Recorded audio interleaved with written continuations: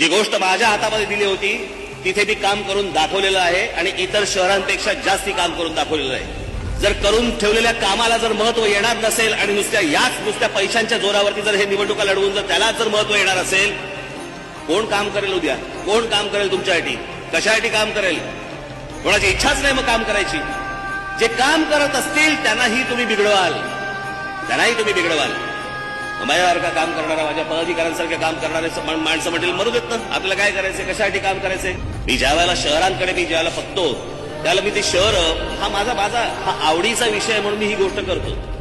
नाही तर मला सांगा, एका शहरामध्ये, एका नाशिक सारख्या शहरामध्ये ज्या उद्योगपतींचा कशाला संबंध नाहीये, ते अंबानी कशासाठी आले?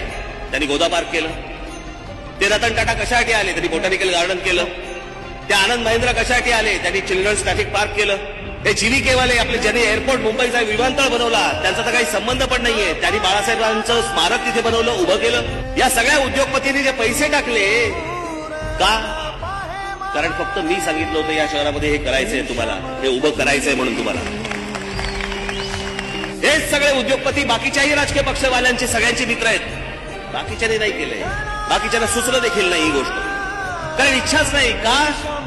कारण हे ज्या वेळेला उद्योगपती काम करतात त्यावेळेला स्वतःचे पैसे टाकतात आणि स्वतःची माणसं लावतात. त्याच्यामुळे भ्रष्टाचार करायला, पैसे खायला वाव नाही. आणि जिथे पैसे खायला वाव नाही अशा लोकांना हे कधीच बोलणार नाही.